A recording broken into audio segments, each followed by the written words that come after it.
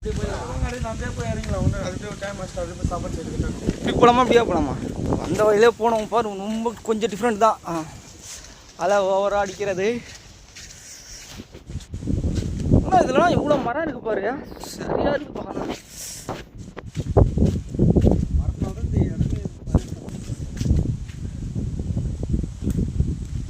பாருங்க, இதெல்லாம் இந்த ஏரியில் மரம் நிற்கிது.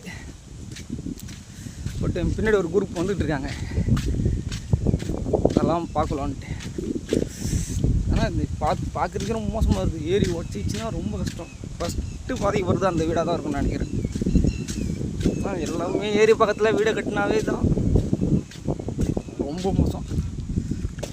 ஏன்னா அந்த 2 நாளாகவே உசுன்னு அடிக்குது மழை வேறு. இங்கெல்லாம் கரை பரவாயில்ல, பட் நாங்கள் அங்கே காட்டின இடத்துல தான் ரொம்ப மோசமாக இருந்துச்சு கரை. இதில் எங்கள் பில்டிங் எதுனா இருங்க காட்டுறேன். சத்தத்தை கட்டிங்களா, உசுன்னு அடிக்குது. எல்லாம் காற்று பயங்கரமாக அடிக்குது.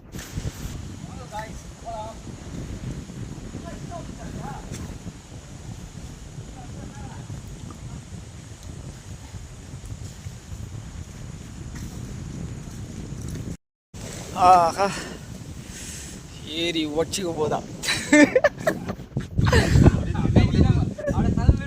அப்படியே ஒச்சிக்கிட்டா கூட பாருங்க. அப்படி போனால் அங்கே இருக்குது நம்ம வேலை செய்கிற பில்டிங்லாம். பட் ரொம்ப மோசமாக தான் இருக்குது நிலைமை. ரொம்ப டிஃப்ரெண்ட் இல்லை, கொஞ்சம் டிஃப்ரெண்ட் தான். இதோ இதில் ஏரி ஒடிச்சிக்கிச்சுன்னா அந்த வழியாக போக வேண்டியதான். இவ்வளோதான், பார்த்துட்டே போக வேண்டியதான்.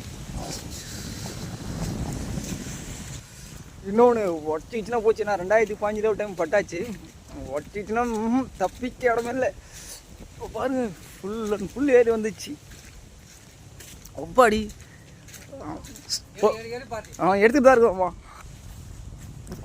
அதெல்லாம் பயங்கரமாக இது மரத்தோட பிடிங்க போதுனாலும் சிச்சக் சிச்சக் சிச்சக் சாங்